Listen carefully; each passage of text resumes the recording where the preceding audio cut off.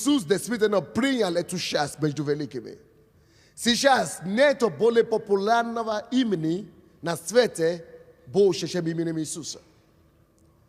Pasledo vatele Isusa Krista veto mire na shit vaisa bole 2 miliard of shelovek. Eta bo sheshem luboi drugoi religiv mire. To jest eta bo sheshem trete shas sheloveshesva. Nazywam się chrześcijanami po jego imieniu. Bóg dał jemu imię, które wyjdzie всякого имени. И Бог говорит, что все равно, в конце концов, каждое колено преклонится перед этим именем. И каждый уста исповедует его своим Господом. Бог дал ему имя. Бог дал ему счастье между великими. Бог сдержал свое слово. Что значит Бог, что значит держать свое слово? Это завет, дорогой. Завет. Бог был верным завету. Но для того, чтобы Бог был верным завету своему или клятву его Иисусу, надо было, чтобы Иисус тоже был верным своей части завета. Сегодня это не просто служение помазания, это служение завета, друзья. Раз в году, когда мы заключаем с Богом завет, когда мы отдаем себя в руки Божьи и говорим: Господи, помоги мне, как я смогу, я буду стараться Тебе служить. И я прошу Тебя, Господь, чтобы Ты сделал для меня то и то. А я со своей стороны обязаюсь делать для Тебя то и то и то. Это подобный завет был между Иисусом и Богом Отцом. Бог искал человека, который мог бы прийти на землю, чтобы отдать свою жизнь за человечество. Он не нашел среди ангелов и среди людей. Иисус сам согласился, что я пойду. И ради из-за этого было дано ему имя, которое выше всякого имени. Потому что он, как написано здесь, за то, что предал душу свою на смерть. Посему я дам ему шанс между великими, и со сильными будет делить добычу. Каждый из нас также хотим быть великим. Каждый из нас хотим быть значительными. Каждый из нас хотим на самом деле иметь шанс великими. Нам всем приятно, когда мы можем сказать: а я знаком с пастором Сандеем, да? Я знаком с Кушмой. Я знаком с кем еще там? Мэром Амещенко. Я знаком с Билли Грэмом. Счастье с великими. Мы любим все, отождествляться себе с успехом. И это не грех, это естественная потребность человека. И поэтому Бог говорит, что это Он даст Бог Иисусу такую счастье между самыми великими. И Он будет самым великим из них. И за сильными Он будет делить добычу. Он будет угощать сильных мира сего. И это обетование не только для Иисуса, это может тоже быть обетование и реальностью для каждого из нас. Но почему Иисус стал таким великим? Что сделал его таким? Что позволило Богу Отцу дать ему такую участь великими? И что дал ему, что позволило Богу сделать Иисуса тем, который будет делить добычу с сильными? Написано, 2 часть этого 12 стиха. Читайте. За то, что предал душу свою на смерть, их злодеям причтен был, тогда как он понес на себе грех многих, и за преступников сделался ходатаем. Причина, почему Иисус был дан имя, которое выше всякого имени, счастье между великими, и чтобы он делил добычу с сильными, Это потому что Он был готов душу свою отдать на смерть. Он отдал, пожертвовал собою.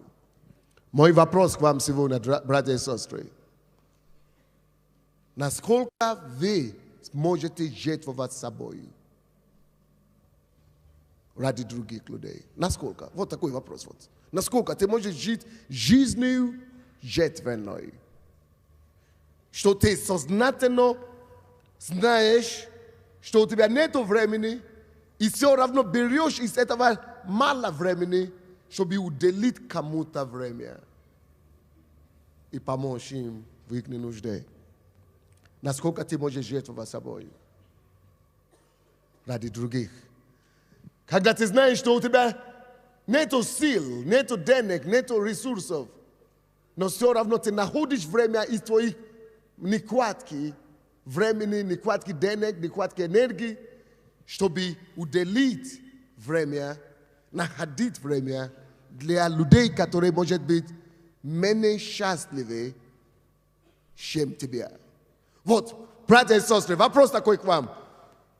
Есть ли кто-нибудь из нас такой, который живет не только своей жизнью, но который может сказать перед Богом, и чтобы Бог был его свидетелем, что я отдаю свою душу, свое время, свою энергию на спасение определенных количества людей или на помощь живых конкретных людей. Вот есть ли таких людей здесь? Пусть Бог будет вашим свидетелем. Как ты живешь? Где значится твоя жизнь, кроме твоей семьи? Твоя жизнь значима ли в глазах Бога? Зададите себе этот вопрос. Значима ли моя жизнь? Перед кем-то, кроме самого себя, или своей семьи? Значима ли моя жизнь вообще перед Богом? Слушайте сюда, друзья. Как раз это то, что Бог ценит.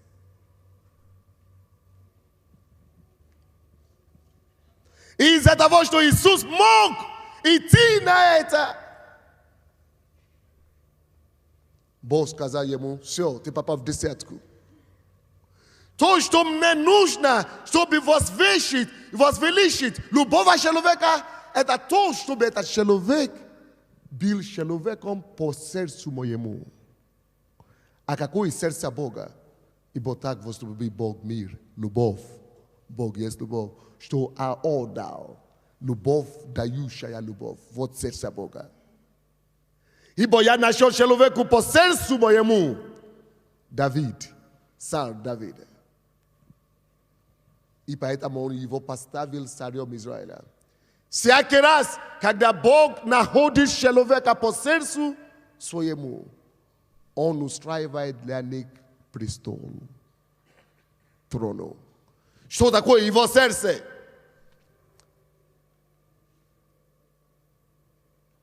Любить, чтобы отдать.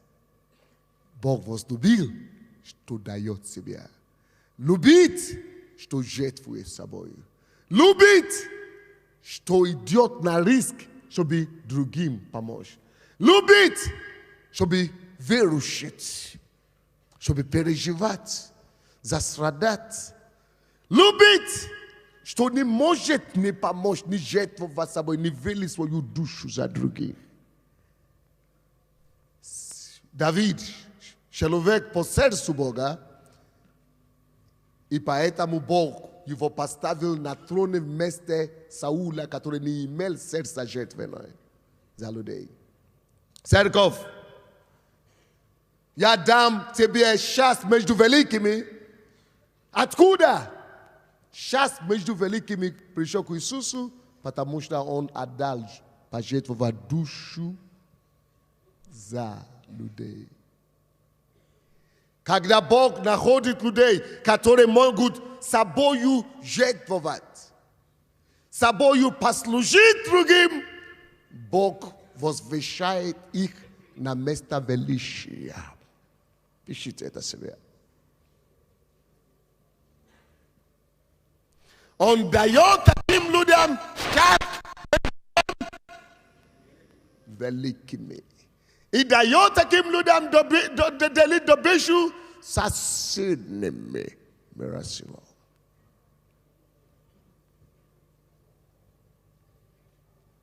Еще раз читаем 12 стих. Громко все. Раз, два, три.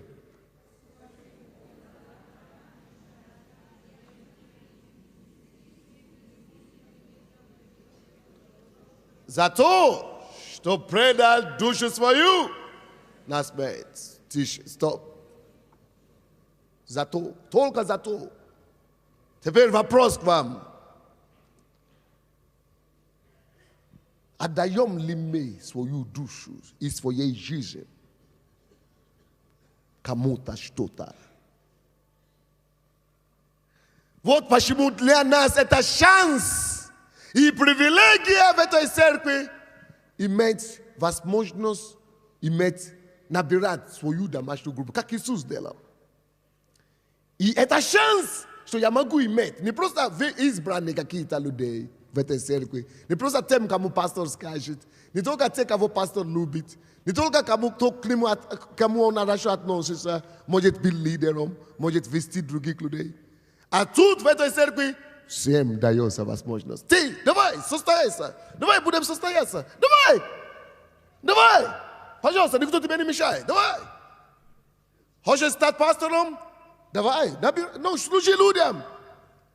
Ты будешь, давай, когда у тебя будет 144, ты тоже будешь пастором. Хочешь быть помазанником, хочешь быть важным, давай, служи людям. Твой плод скажет за тебя. Потому что ты не можешь служить людям, чтобы ты остался незначительным. Что я сказал? Ты не можешь служить людям и остаться незначительным.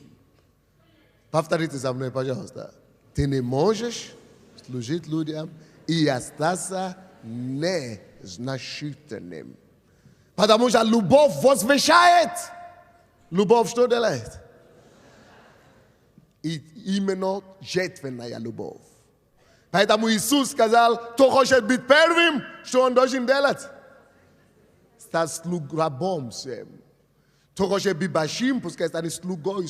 Через служение, когда ты будешь отдавать себе людям, когда ты будешь отдавать свою душу, свое время, свои ресурсы, чтобы поднимать людей, не с корыстью, не с корыстью, не с задними мыслями, а потому что ты хочешь это делать, потому что тебе приятно это делать, потому что ты представляешь Иисуса, потому что тебе приятно Иисуса, являть людям, потому что ты хочешь быть рукой Иисуса, ногой Иисуса, языком Иисуса, зрением Иисуса, потому что ты хочешь донести любовь и объятие Христа до каждого, потому что ты хочешь быть носителем Царства Бога. Если ты это делаешь из внутренности, от души вот так, наполненной любовью к людям,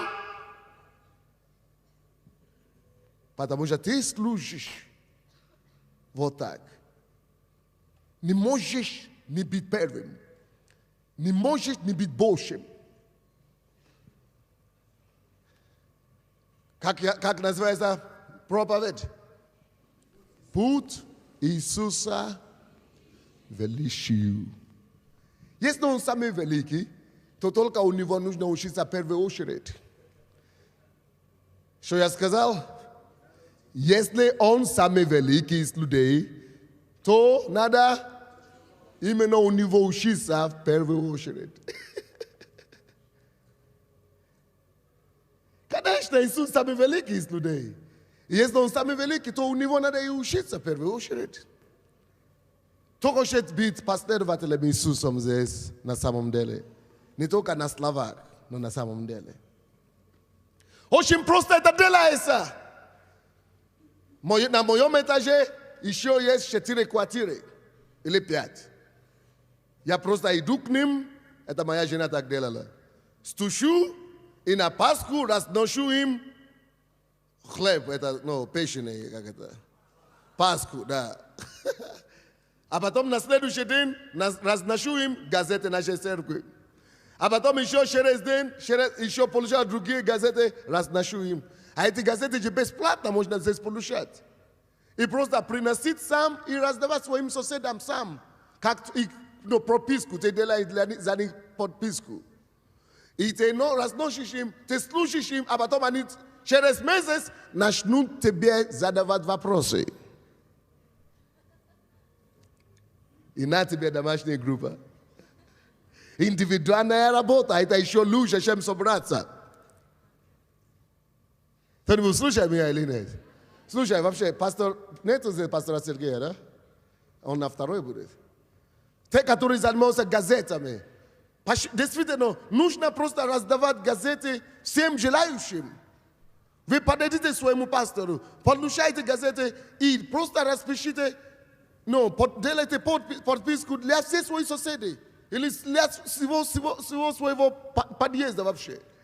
И разносить им, каждый месяц им носить на руки. И все. И не надо даже идти в чужой дом стучать. В своем же доме.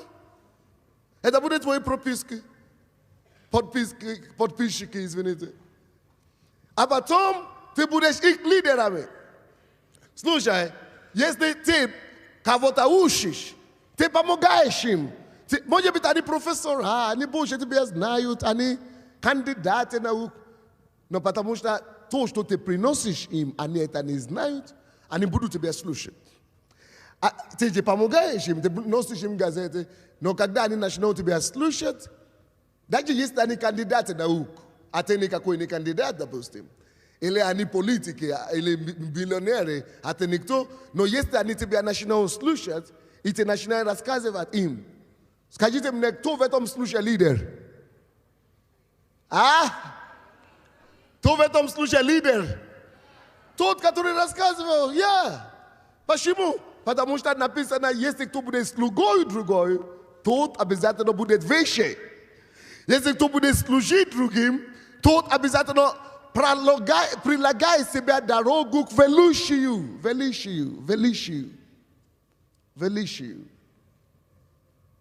Путь Иисуса к величию. Это тоже есть наш путь. Кто из вас думает, что пастор Сандей достиг определенный успех в служении? Теперь давайте я вам скажу правду. Вы думаете, что пастор Сандей может быть,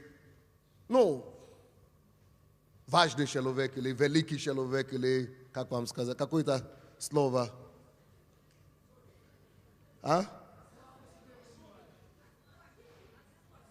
Не особенно. Точно успешный человек. Теперь послушайте сюда. Теперь послушайте то, что я сейчас скажу. В чем заключается... Вы думаете, что это пастор Сандей успешный? Неправда. Или великий? Ложь. Знаете, кто великий? Не в этом направлении. Иисус великий, да. Но знаете, что делает пастор Сандей великим? Слушайте сюда. Вы. Это вы. Если что сделал пастор Сандей известен на Украине, это вы. Вы думаете, это я такой, единственная мудрость пастора Сандея в том, что он как-то подобрался к мудрости Иисуса и послушался. В чем? Решил делать то же самое, что Иисус делал. Служить людям, отдать себя, жертвовать собою ради вот таких, как вы. У вас проблема? Нет проблем, подойдите ко мне. Я вам помогу. Вам неприятно? Нет проблем, вот я тут буду вам служить. Он решил быть слугой. Он решил просто помочь, излить свою душу ради людей. Для моего тела, для моей плоти и для моих мыслей. Я думаю, ты дурак. Иди устроиться на работу более престижной. Что тебе делать с наркоманами? Что тебе делать с алкоголиками? Зачем тебе с этими украинцами? Удири в Америку, устроиться на работу, возьми бизнес, зарабатывай деньги. Но слушай Иисуса, это всегда лучше мудрости. Я говорю, я буду только, просто буду только служить людям. Hadil, propovedu, pamogayu ludiam. Ish, tu veux du maite? Et ludi nationally vidit, pastor Sunday, lidera.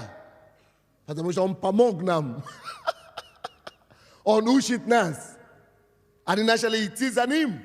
А тем больше людей за тобой идут, тем больше влиятельный ты становишься. Хочешь, не хочешь. Даже если ты не хочешь, все равно ты влиятельный. Вы понимаете суть?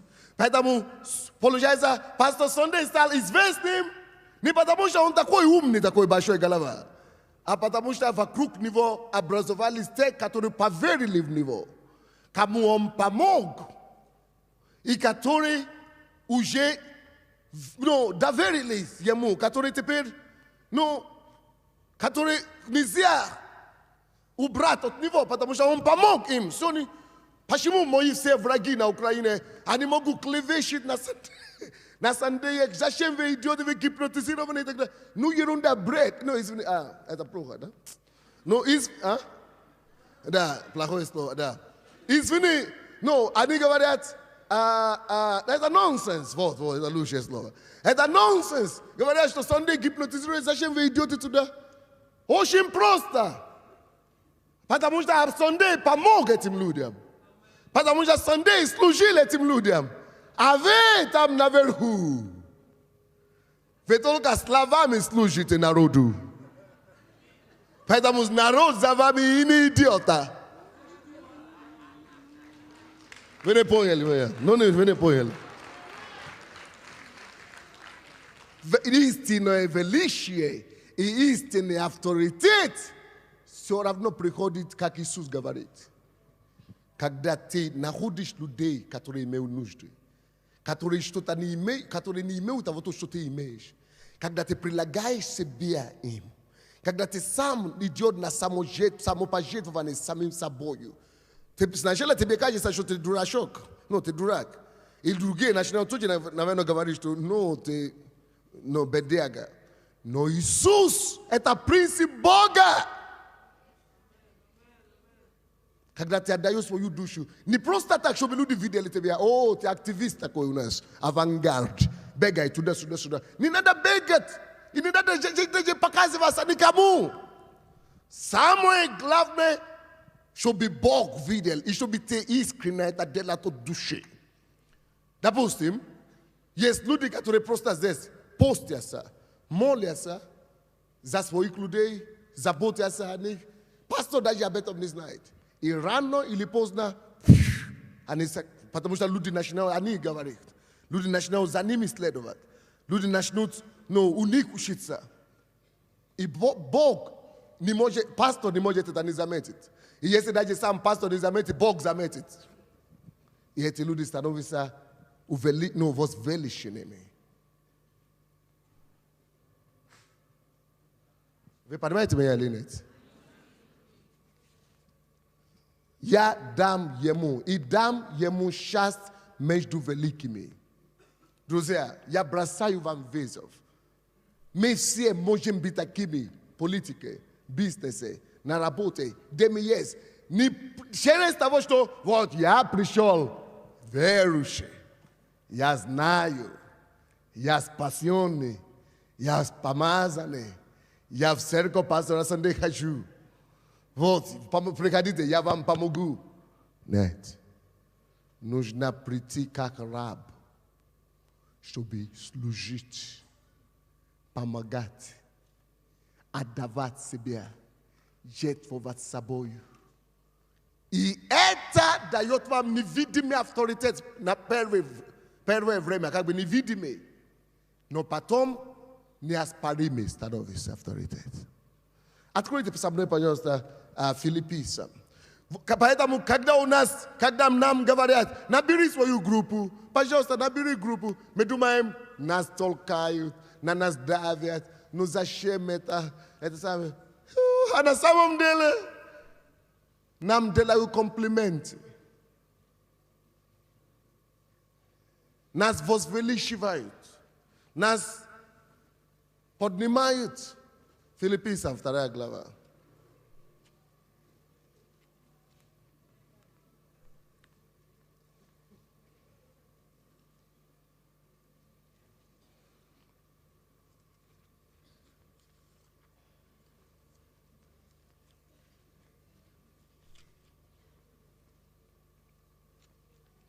5 стиха по 10 стихи. Все получили хлебопреломление, не? Нет еще, да? Раздадите, пожалуйста, ребята.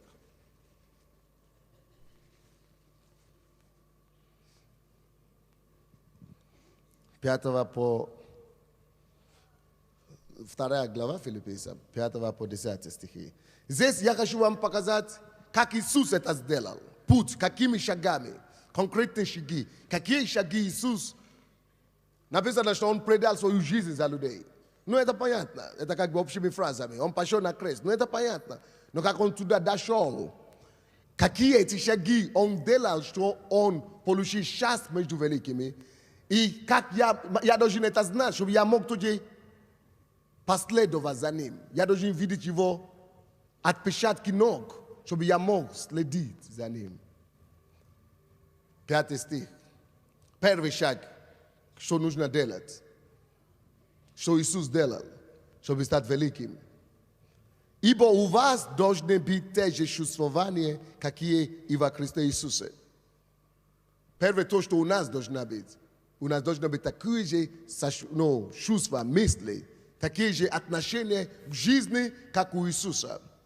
Скажите, у меня должны быть такие же отношения к жизни, людям, как у Иисуса. Теперь вопрос заключается в том, какие же были отношения Иисуса к людям и к жизни. Очень просто. Что побудило Иисуса вообще покинуть небо и стать Иисусом во плоти, чтобы сюда прийти на землю, спасать человека? Что побудило его? Любовь, желание спасать людей. Вот, напишите. Он вообще только ради этого и оставил небо. Он только вообще ради этого и родился на свет. Это его чувствование, это его суд. Какая твоя суд? Жить для людей. Любовь. Отдать себя людям, Богу любить. Поэтому Иисус говорит, единственная заповедь, которая есть, возлюби Господа Бога своего всем сердцем своим. И вторая, подобная ее, и тот же самый суд одна. Возлюби ближнего, как самого себя. Это только одна заповедь. Любовь! Если ты будешь любить Бога, ты будешь любить людей. Если ты любишь Бога, ты будешь служить людям. Это именно эту суд, любовь, пришел явить нам Иисус. Он был образцом любви, он был содержанием любви, он был проявлением любви. Он только ради того и оставил прекраснейшее место обетания его на небе. Там, где улицы деланы золотом, там, где нету слез, нету боли, нету голода, нету ничего плохого. Чтобы прийти сюда, мучиться на землю, любовь должна быть у вас, те чувствования, жалость к людям. Понимание, что эти люди пропадут без меня. Я должен что-нибудь помочь им делать. Я должен что-нибудь делать. Такие же чувствования есть ли у вас? Потому что мы сегодня с вами будем заключить завет с Богом. И во многие из вас ваши заветы будут выражены именно в вашей смысле жизни. Это будут эгоистические заветы, это будут такие эгоцентричные заветы, это будут такие заветы, для себя, я, мне и мое. Это подсказывает Богу, и подсказывает миру, и подсказывает Иисусу, кто мы на самом деле, и о чем, и для чего мы живем, что есть наше содержание, и наш суд будет проявлено в этих наших заветах. Но у Бога другая суд смотрит на людей, что я могу для них делать. Любовь. Я покину мое удобное место. Я покину мое комфортабельное место. Такое чувствование должно быть у вас. Вот какое у нас с вами чувствование? О Боже, прости нас. Помилуй нам. Помилуй нас. Ischodna pozycja это состояние окружающим мне людей. Не мое состояние.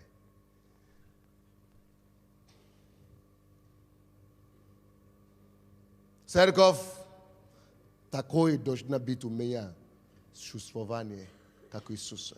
Самое большое стремление, которое у меня есть, и которое у вас должно быть, это такое. Господь, до того, как я покину эту землю, я хочу быть точной копией Твоего. Я хочу быть полным отражением Тебя. Я хочу настолько до того уже любить людей, что буду готов жертвовать собой ради них. Я хочу быть как Ты во всем, в моих характерах, в моих отношениях, в моих поступках. Такие написано, пусть у вас будут такие же чувствования, как у Иисуса. Вот самое главное, что должна быть завет, который у нас должна быть с Богом. Помоги мне быть такой, как Ты во всем. И когда мы будем читать Библию с вами, мы не читаем ради знаний, ради умственного насодержания. Мы читаем Библию, чтобы понять, как мне уподобиться на Него. Каким Он был, и как я могу быть таким же. Каким Он был, и что Он требует, кем Он требует, чтобы я стал.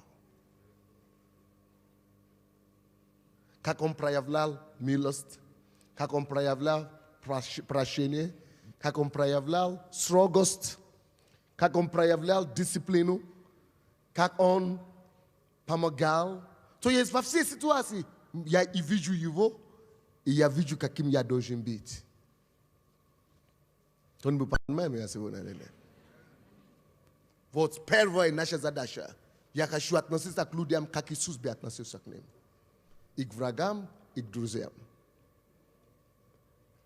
Разве это не будет класс? Если мы все можем поставить свои задачи жизненные. Быть настоящим Иисусом на этой земле. А это не тяжело, потому что Он во мне. Я Его принял в свое сердце. Где Иисус живет, друзья? Где? Во мне. Он говорит, чтобы тогда никто вам не сказал, Он там, Он там, Он там. Нет, Он в вас есть. Он. Поэтому это не тяжело. Почему тогда мне так тяжело, если это не тяжело? Если Он во мне, почему мне так тяжело? Очень просто. Потому что я эгоист. Потому что я еще ищу своего. Это потому что я не поддаюсь Ему. Чтобы жить жизнь Иисуса и были такие же чувствования во мне, как у Него, мне надо покоряться больше Ему. Мне надо отдавать Ему позицию. Мне надо отдавать Ему первенство. Отдавать Ему что?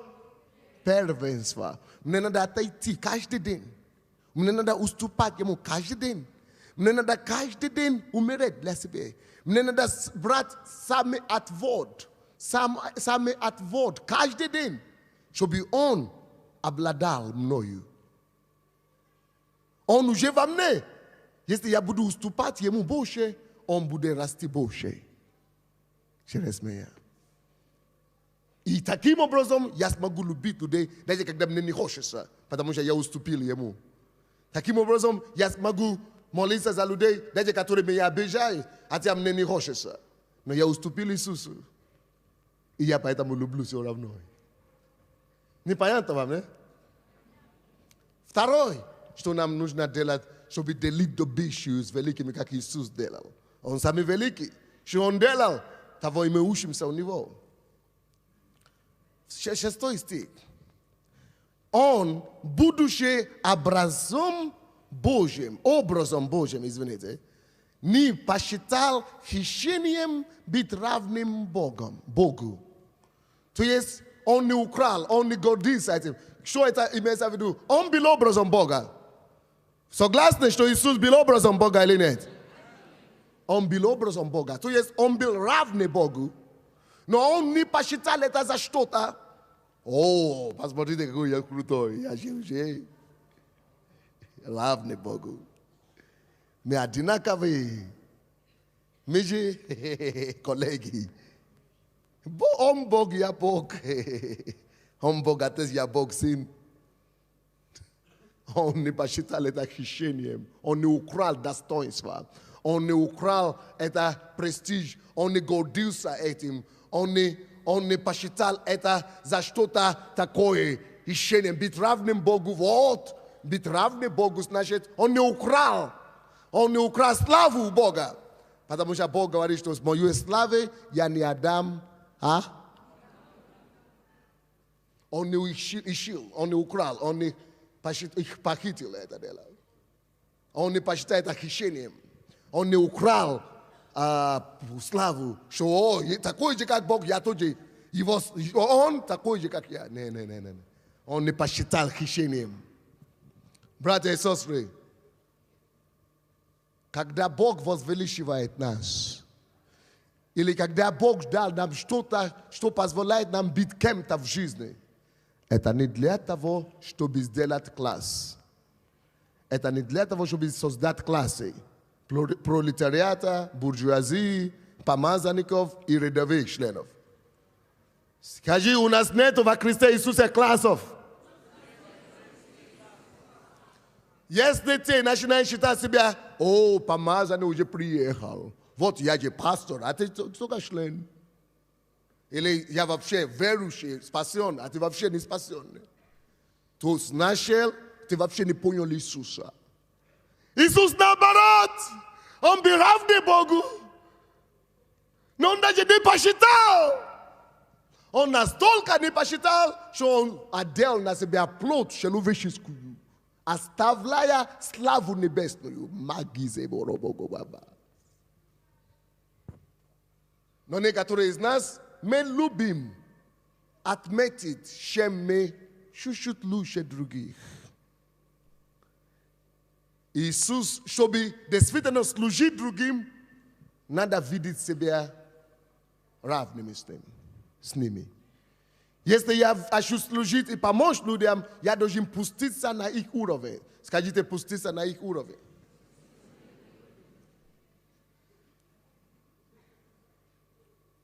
Чтобы служить людям, Иисус, чтобы спасти человека, ему сначала надо себя, свою славу, которая была равна Богу, ему надо сначала это отложить и опускаться на уровне самого человека, чтобы его искупить.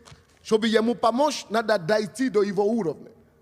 Чтобы ему помочь, чтобы его спасти.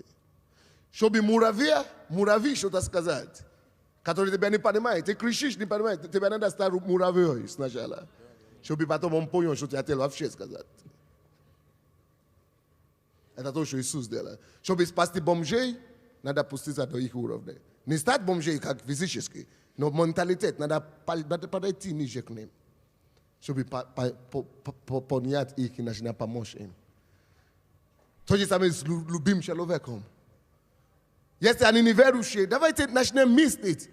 Представим себе, как они мыслят. Их состояние. Мы не начнем говорить, вы вообще не понимаете, вы вообще... Мы не осуждаем. Поэтому написано, не судите никого. Понимайте их. Старайтесь их понимать. Пустите на их уровень. Только тогда вы сможете им помочь. Для еленов я стал еленом.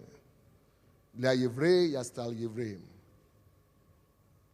Для знатных я стал как знатным. А для незнатных я стал как незнатный. Вот как по-настоящему можно людям помочь. Третье, что делал Иисус. Но уничижил себя самого, 7 стих. Приняв образ раба, сделавший подобным человеком, и по виду став как человек. Видите? 8 стих. Смирил себя, бив послушанием, даже до смерти, и смерти крестной. Напишите себе, смирение, главнейшая вещь. Чтобы служить людям, надо быть смирением. Причем смирение до любого уровня. Ну, до любого послушания написано. Даже до смерти крестной. Послушание, которое не говорит, до этого я еще могу как-то. Вот с этим я еще как-то могу. Но уже дальше я не могу. Но Иисус, он был смиренным полностью. Вот чтобы помочь людям, надо быть смиренным. Надо видеть себя как раба. Надо принять образ раба. Напишите так себе. Послушание принять образ раба.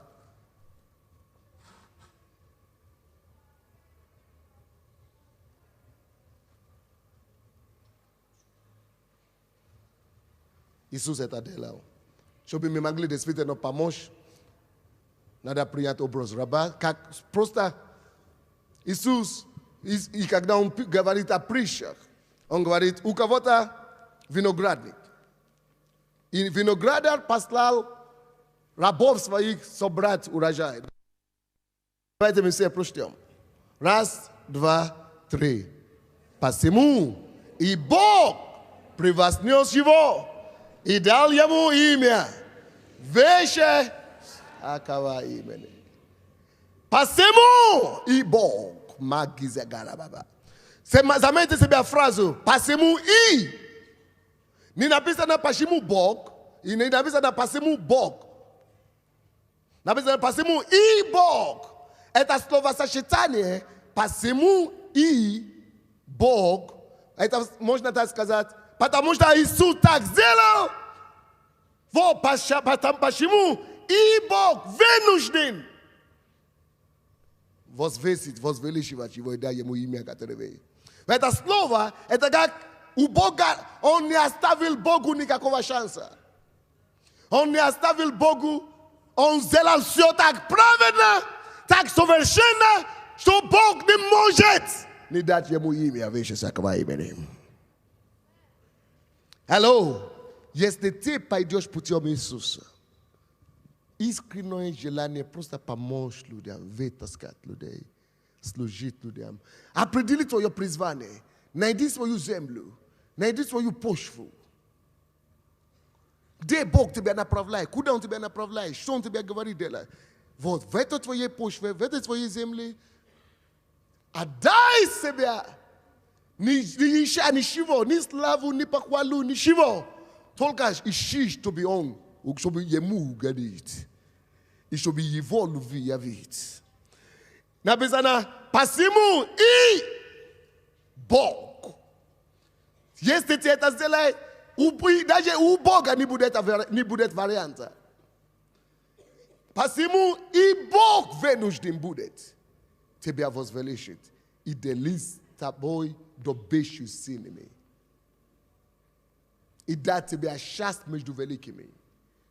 Посему и Бог будет вынужден это делать. Давайте поднимем наши руки Богу и скажем, Господь, помоги мне.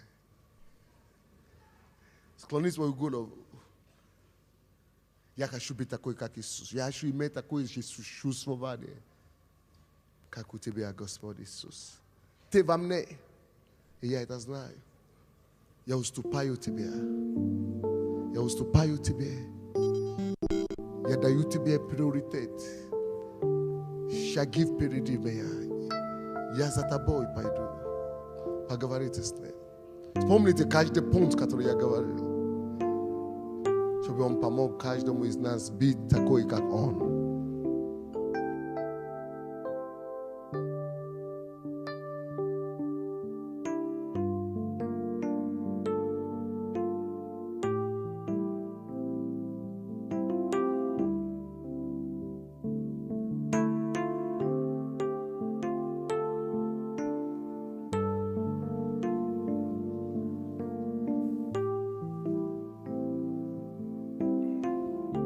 Посему я дам ему. Ему это может быть тебе. Посему я дам тебе счастье между великими. Кто-то дойдет до этого, кто-то не дойдет. Даже из тех, которые слышали проповедь сегодня. Даст ли тебе счастье между великими или нет, от тебя зависит. Алло, группа порядка, не пускайте людей в зал еще. Только те, которые новообращенные. Закройте зал, двери. Кому Бог даст счастье между великими? Мы сами решаем свою судьбу, друзья, перед Богом. Люди, которые по сердцу Бога, это люди, которые самостоятельно жертвуют собою ради других. Самостоятельно идут на самопожертвование. Это сердце Бога. И когда Бог находит такие сердец, Он устраивает им престол. Он находит для них корону. И Он посаживает их между великими мира сего. Он дает им счастье великими. gariba gebese keteboria. Magizi gili mogonzo. Magiza gila mogo baba bozondo. Jesus. Se eu que vos vedetes a gente a slujene zaveta prošla vagoda, prajdite za senoj. Bože moj. Deliš, budeš li te delit do bišu s velikimi i sa sinimi tvojih rukah. Naskолько ти можеш жертвовать собою, отдать себя на жертву ради других. Таким Бог даст поделить до бишу с синими. Именно жертву благодарения и свидетельства по поводу прошлогодней дежурный пастор. Пройдите, пожалуйста.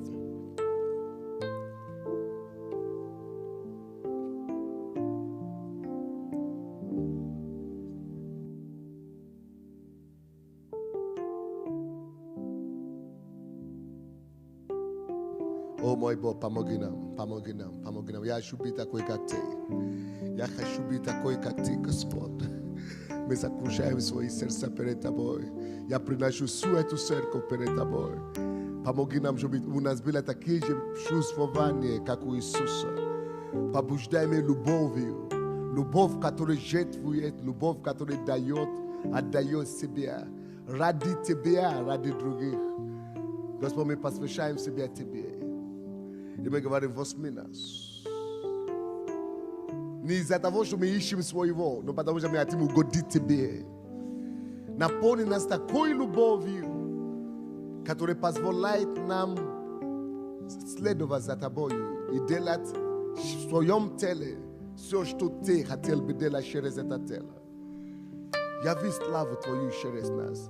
И чтобы мы не принимали это на себя честь, но чтобы отдали Тебе всю хвалу во всем и всегда.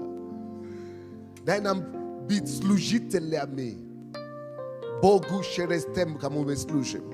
Служителями по-настоящему. И чтобы мы были не только слушателями слова, но и делателями, Господь. Во имя Иисуса Христа. И весь народ Божий сказал Аминь. Дайте Богу славу, если вы можете.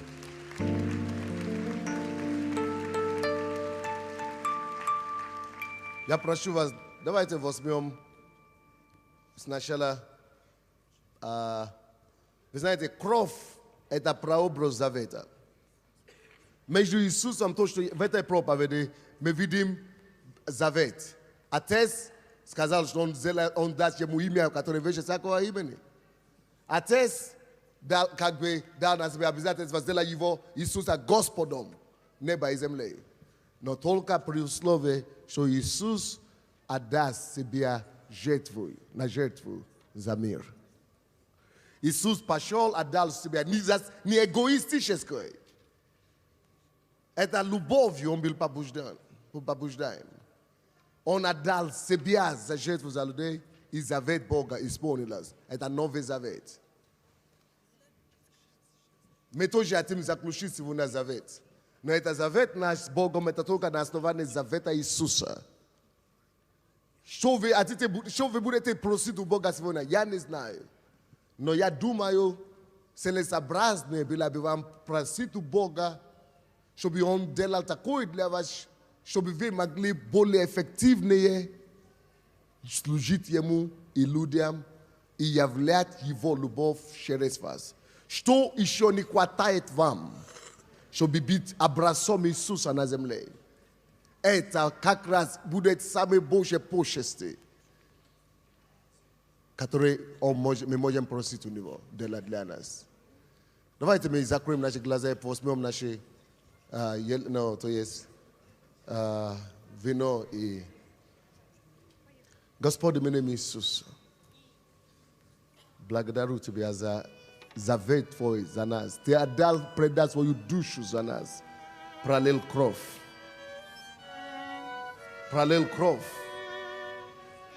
Благослови это вино сегодня. Освети его. А также хлеб. Возьмите, пожалуйста. ми отдаем себя в Твои руки сегодня. Те пашо, это Твой хлеб и вино, это символ Твоей жертвенности за нас. Ты отдал свою жизнь, разбил свою плоть, пролил свою кровь, чтобы мы были избавлены. Я хочу последовать за Тобой, Господь. Я за себя говорю, как Сандей и Аделайжа. Я хочу отдать душу. Ты не требуешь у меня смерть, потому что ты уже умер. Но я хочу отдать энергию, которую ты мне дал, силу, которую ты мне дал, знание, которое ты мне дал, время, которое ты мне дал. Я хочу быть как ты, который получает удовольствие от того, что я служу другим. Помоги мне быть как ты, без корысти, без искания своего, без своей чести и славы. Помоги мне, Господь, являть Тебе этому миру. И для этого, Господи, мы принимаем этот завет. Господь, благослови этот хлеб, освети, чтобы все, кто сегодня войдут с Тобой в завет, мы утверждаем через это хлебопреломление, что все наши просьбы в течение этого года будут обязательно исполнены. Мы ставим Твой печать именем Иисуса Христа. Мы ставим Божий печать через кровь и жертву Твою. Сделай это для нас. Во имя Иисуса Христа. Я хочу, чтобы вы все молитвенно сейчас поговорили с Богом. Сначала поговорите с Ним о тех нуждах, о тех просьбах, которые у вас есть. А потом мы напишем. Но сначала просто изливайте сердце перед Ним. И скажите Ему только ради Тебя. Сделай мне то, то и то. А я тоже посвящаю себя Тебе. Служить и сделать, и отдать себя, и сделать то, и то, и то. Мой Бог, услышь народа Твоего сегодня. Начните изливать душу. Небо открыто сейчас. Небо открыто на этом месте. Закрой твои глаза все. Никто не ходит. Начните изливать душу. Лично с Ним, один на один. Пусть Он откроет вам двери. Пусть Он откроет для вас возможности. Пусть Он принесет вашим порогам, ваши двери, те просьбы, которые вы у Него просите. Пусть Его ангелы исполняют их. Пусть Дух Его осуществляет больше, о чем вы могли думать или мечтать.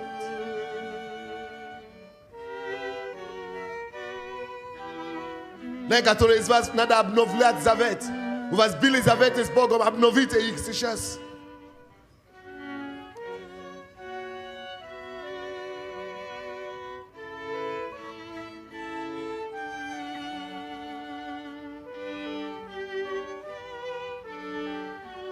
На основании Твоей крови, Боже, на основании смерти Твоей мы просим и входим с Тобой в завет, что Ты, Господи, хранящий завет, исполни все, о чем мы просим.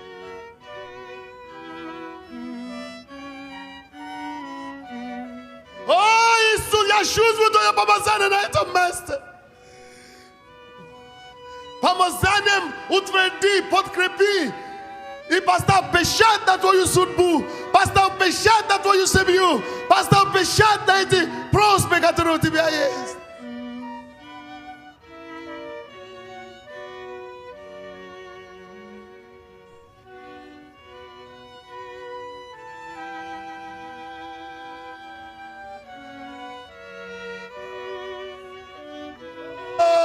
Начни Твое действие, мой Бог. Начни Твои действия могущественным образом. Уже сейчас начни действовать.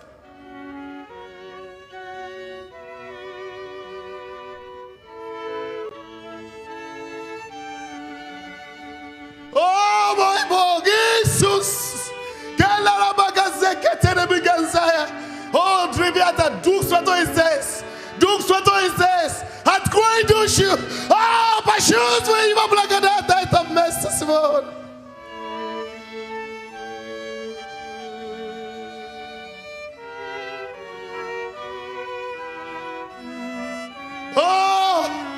только что вы чувствуете, что вы вошли в этот завет, и что вы проговорили, вы пробились, вы можете подкрепить это хлебом, вы можете кушать хлеб или пить вино.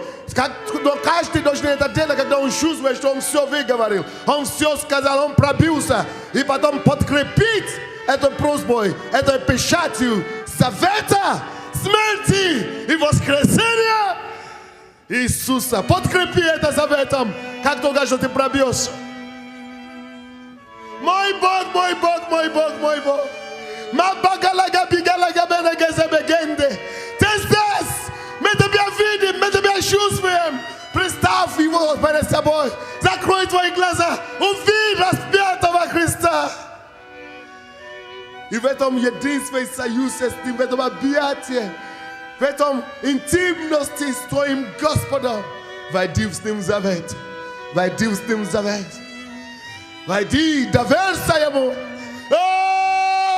Доверься Ему. Он не подводит, и Он тебя не подведет. Если ты просишь по Его воле, по Его изволению, Он это состоится. Это состоится.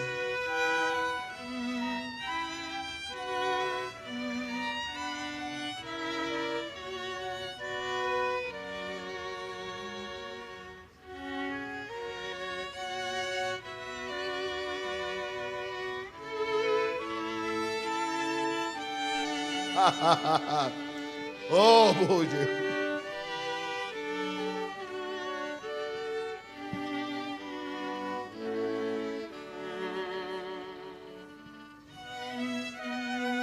Прими хлеба преломлений за победу.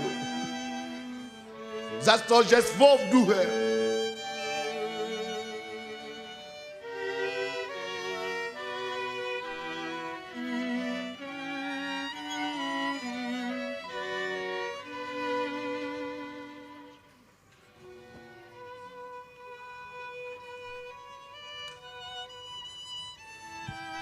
It is well. О, все хорошо. Все хорошо в Боге нашем. Все хорошо, друзья. Благо, благо душам нашим. Благо, благо, благо.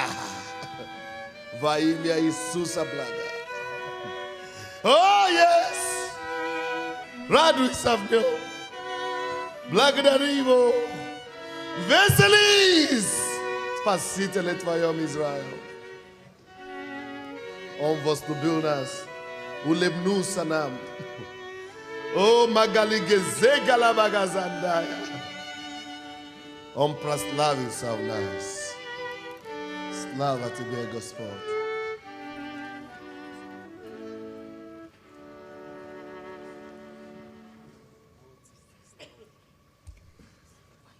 Если кто-то еще чувствует, что его время еще не пришло на хлебопреломление, ну, оставайтесь потихонечку там, принимайте, когда вы захотите, когда вы почувствуете.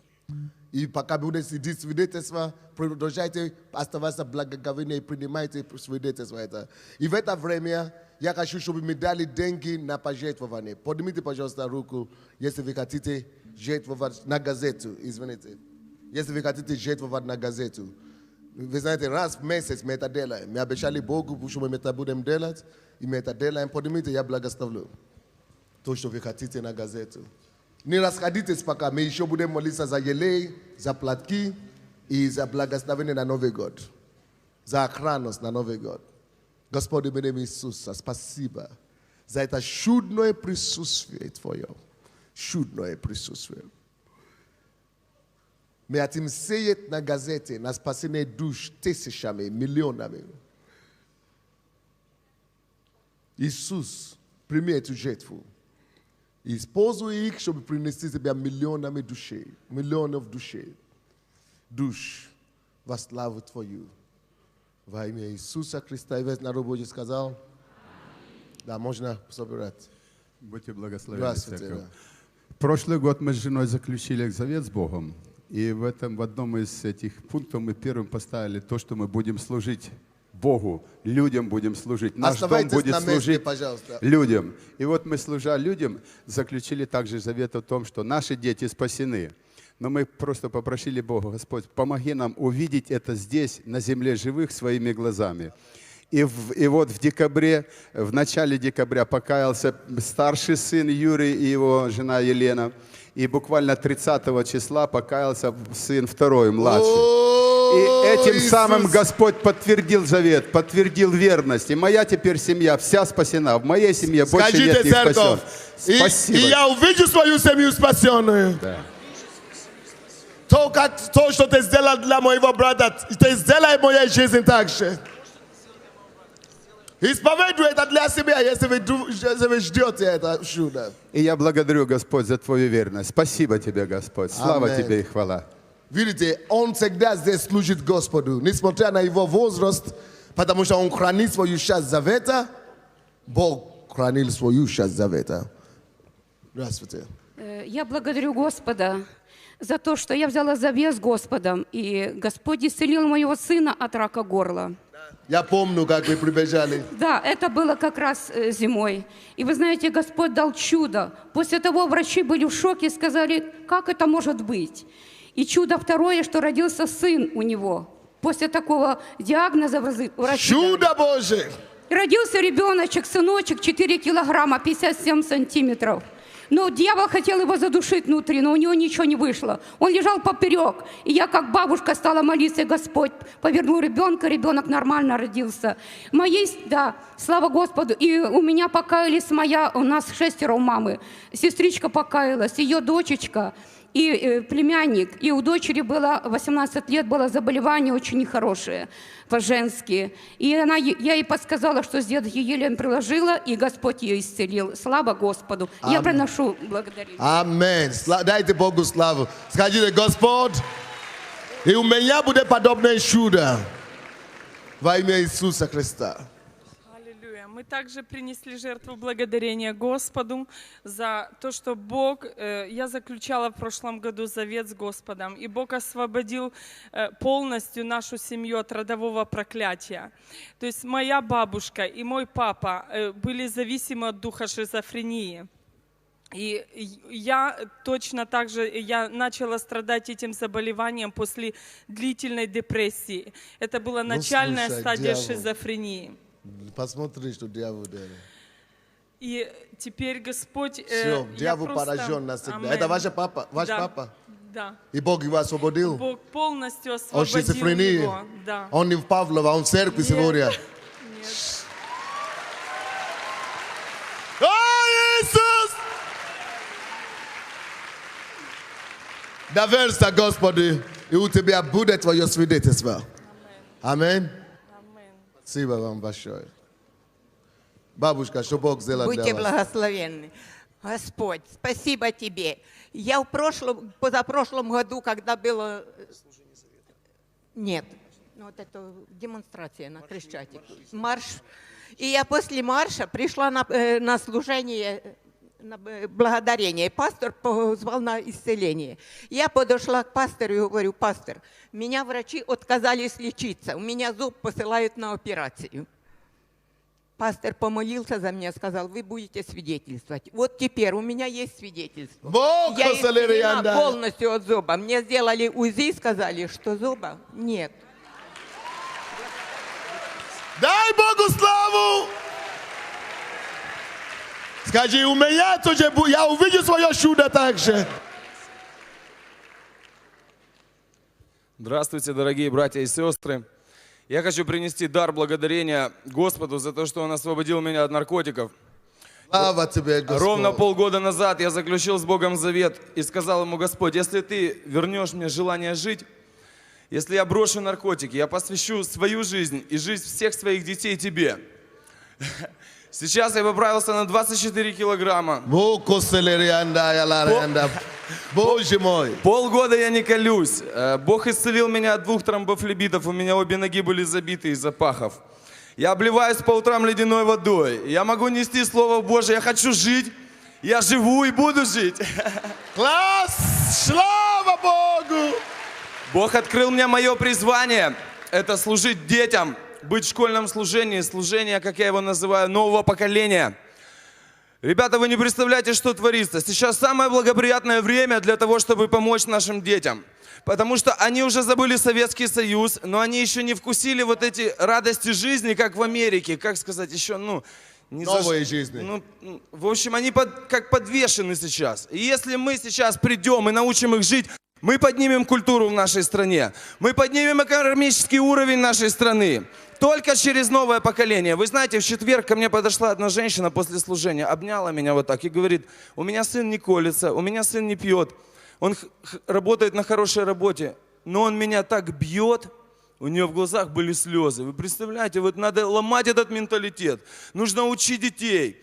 Послушайте, запишите телефон сейчас. Как вас найти? Эту школу, это школа служения, или как называется? Запишите, возьмите ручки все, запишите телефон. Если вы хотите участвовать в этом движении, мы хотим захватить все школы города. Всей страны. Все страны. Если вы хотите участвовать, запишите телефон. 519-09-21. Я повторю еще раз. 519-09-21. Это сестра Татьяна. Мы после служения будем вас ждать у выхода. Примите решение помочь своим детям. Вы знаете, потом, когда мы попадем на небо, мы будем там славить Бога. Вот такой вот малыш будет тянуть к вам ручку из огня и кричать: почему ты не рассказал мне об Иисусе? Я посмотрю, как вы будете славить Бога. Вам будет радостно? Давайте примите решение, и мы перевернем эту страну, мы изменим мышление. Во имя Иисуса. Слава Богу. Аминь. Спасибо, молодец, парень. Спасибо, брат. Я тоже хочу принести дар благодарения Господу за то, что я в прошлом году заключала Вы завет. тоже еще не замужем, да? Нет, не Может быть, в этом году вы как раз выйдете замуж. И я заключала завет, первый пункт был, это мой духовный рост, вообще пункты, не то что первый. И воссоединение мое с сыном. То есть сын находился в Киргизии, а я здесь. У меня не было просто финансов и возможности поехать туда и привезти его сюда. И, Извините, пока она говорит, я хочу, чтобы вы все написали, взяли сейчас бумагу и написали все свои заветы с Богом. Вашу счастье и Божью счастье. То, что вы сказали, то, что вы уже молились. Вы молились об этом, но надо написать его, чтобы не забыть, а потом я благословлю ее. И еще такой пункт был у меня поступление в Иисус Навин. Но так же, как у меня не Потому было что, финансов чтобы вы и могли знать, возможностей. когда Бог это сделал, чтобы вы могли знать, что да, это Бог сделал. Вот оно записано было. И теперь оно уже исполнено.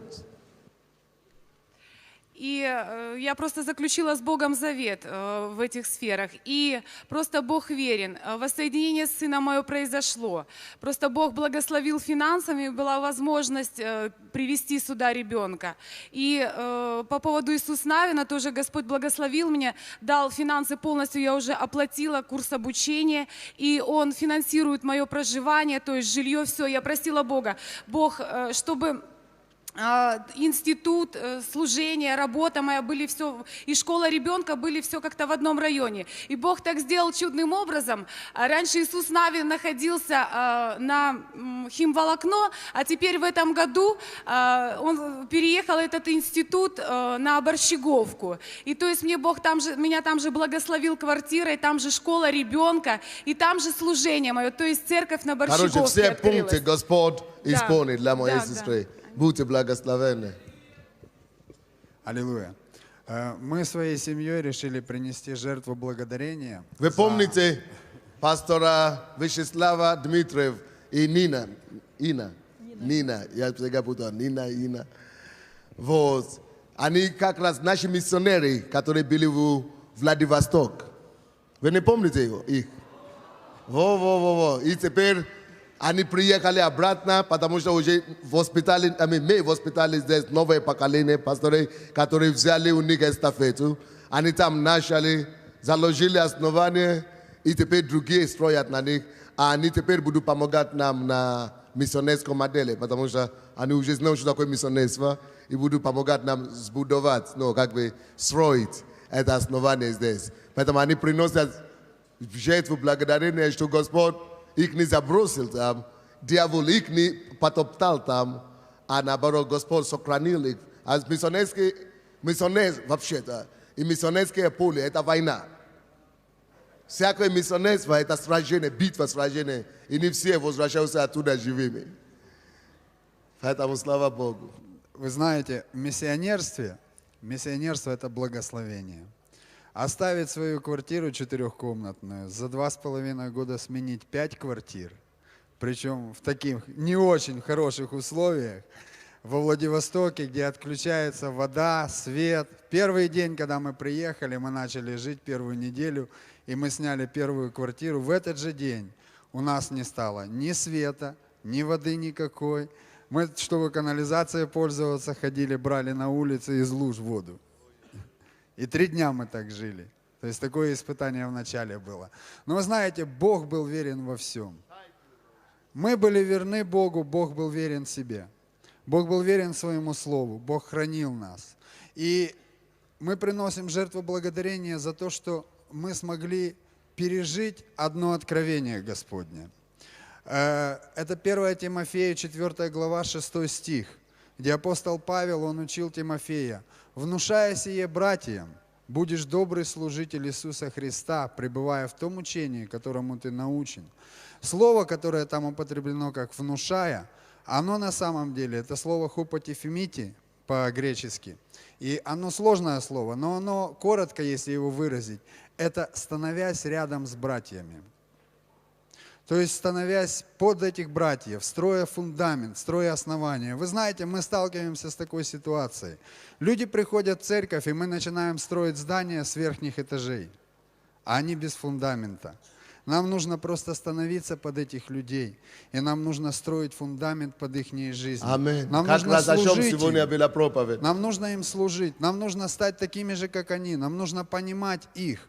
Потому что, вы знаете, приехав во Владивосток, мы увидели, что люди там имеют простоту, но и интеллектуальную даже недостаточность. Это Азия вообще-то.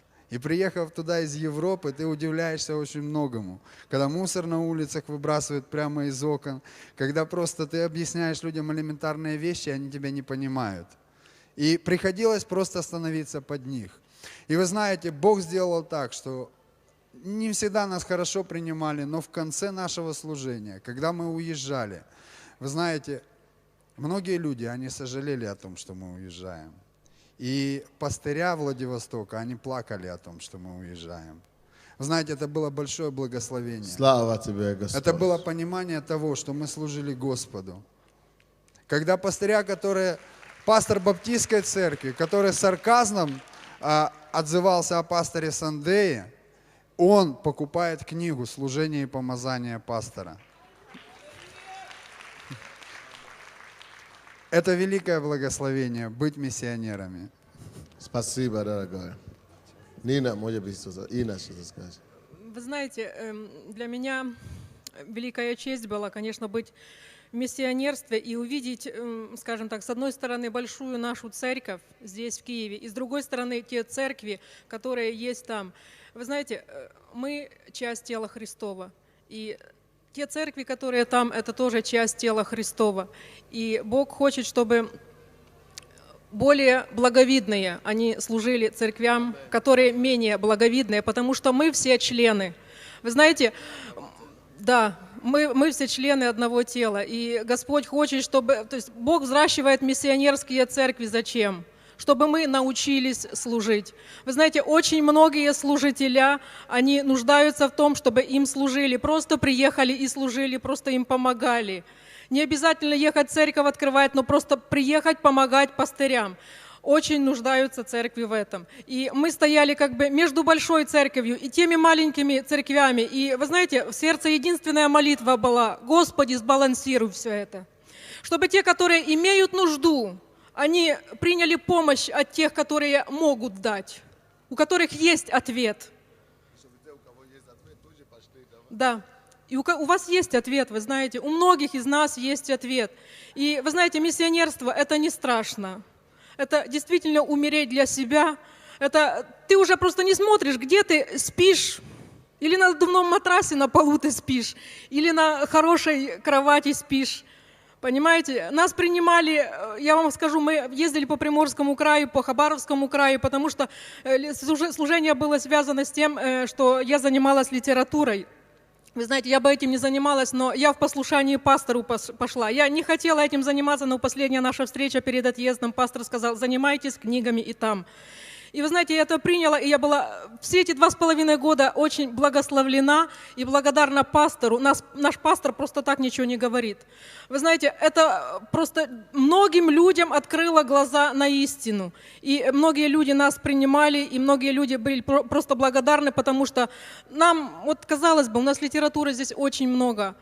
Там жажда. Вы знаете, за сотни километров на какую-то конференцию приезжает бабушка, накопила денежек и на все село берут литературу. Она с благодарностью ждет, что приедут с Владивостока миссионеры, которые привезут книги. Вы знаете, это жажда, это надо увидеть, потому что слышали мы об этом, но мы это увидели, и это просто легло в наше сердце, и у нас есть желание просто помогать. Мы увидели миссионеров своих, что они чувствуют, и мы увидели тех людей, которые трудятся на Ниве Божьей, которые есть часть тела Христова. Пусть Бог благословит вас и побуждает вас помогать. Аминь. Спасибо вам большое. С приездом. Чувствуйте себя как дома. Прошу и жаловать, или как говорят? Да, любить и жаловать. И я хотел тоже засвидетельствовать. В прошлом году, когда было служение завета, моя жена была беременная как раз, и я заключил завет, говорю: Бог, если ты дашь ей родить ребенка, и все будет нормально, и ребенок будет здоровый, ребенок будет служить тебе, и я буду служить тебе. Да. И вы знаете, дьявол, конечно, он слышал эти тоже слова, и он как раз для того, чтобы поколебать, там по полной программе, все, что хочешь было. И там плацента не отошла, отскабливали, 2 раза чистили, 3 раза чистили, и температура 40 была, и она 3 недели лежала почти в роддоме после родов.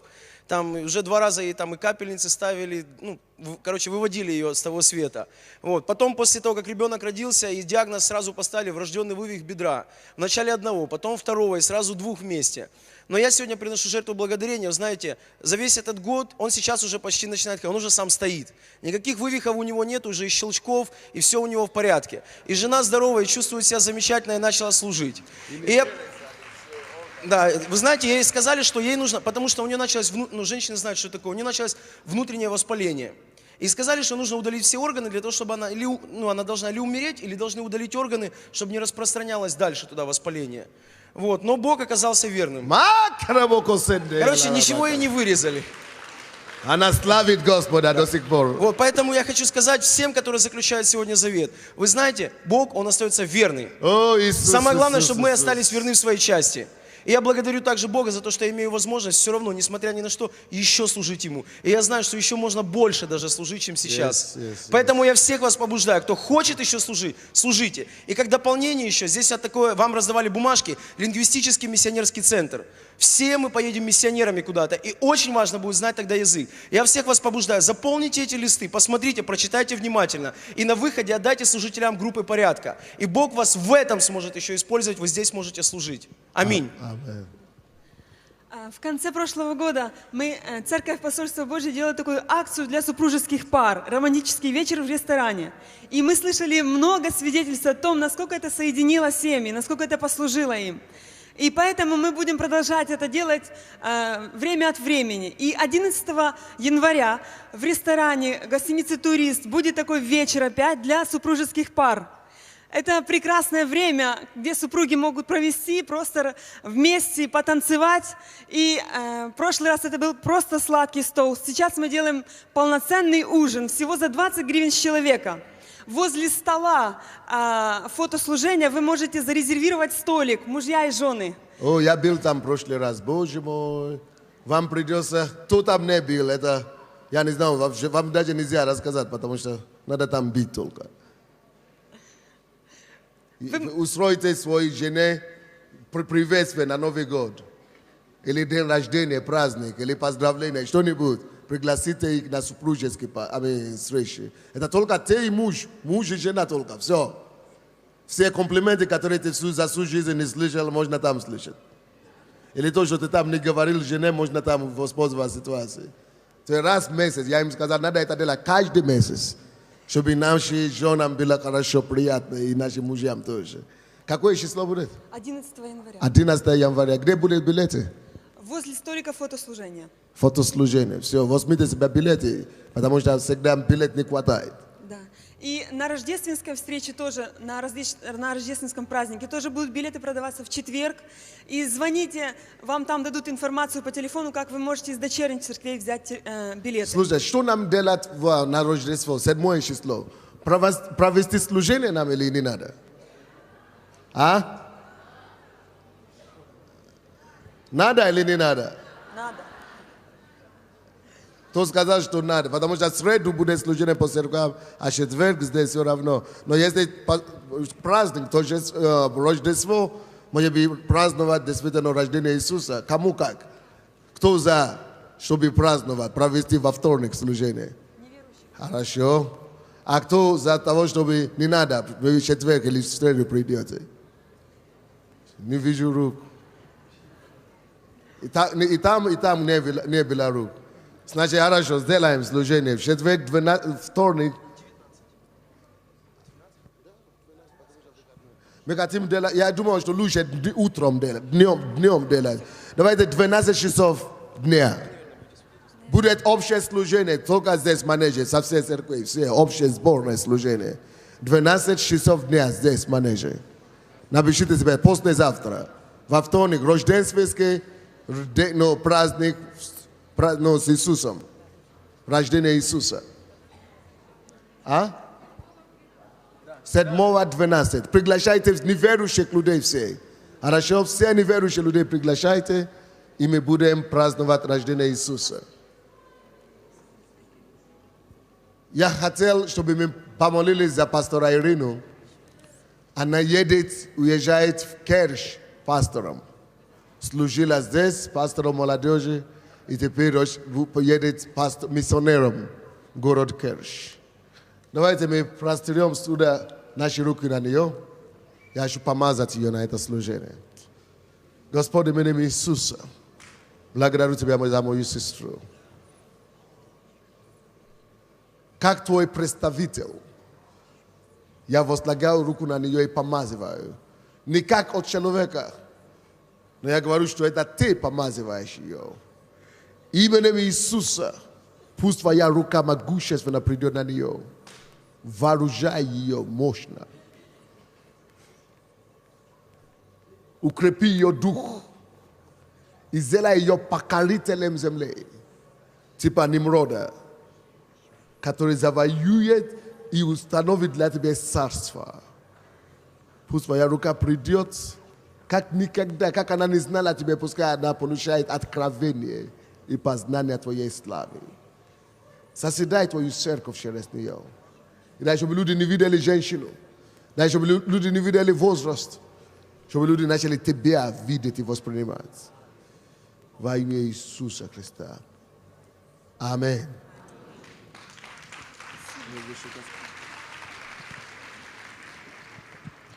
Будьте благословенны, дорогая церковь.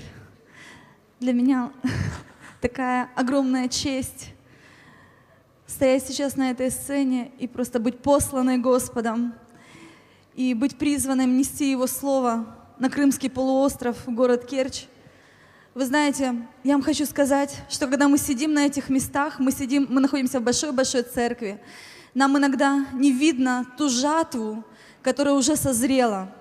Нам не видно тех людей, которые ждут нас и которые нуждаются, чтобы кто-то пришел им и сказал, что из их проблем есть выход, что из алкоголизма есть выход, что из немощи есть выход, что из безысходности есть выход. Вы знаете, Бог, когда Он призвал меня 7,5 лет назад, Бог меня привел в эту церковь абсолютно разбитой. У меня была депрессия около 2 лет, и Бог меня просто воскресил. Он просто воскресил меня духовно из мертвых. И Он повелел мне, чтобы я воскрешала также других людей, чтобы я давала им надежду, чтобы я помогала им состояться. И вы знаете, я им хочу сказать, что такое же призвание есть у каждого из нас. Мы сидим на этом месте, и Бог взращивает нас. Мы приходим на молитвы, и Бог взращивает нас. Но придет то время, когда Господь, Он будет посылать каждого из вас. Есть земли, которые ждут каждого из вас. И пусть Господь, Он поможет нам состояться здесь, на этом месте, принять все знания и то помазание, которое Господь приготовил для нас. И дождаться слова от пастора, что Господь, Он посылает тебя на твою землю. Пусть Бог, Он благословит каждого из вас. С годом прорыва, дорогая церковь. Спасибо, пастор.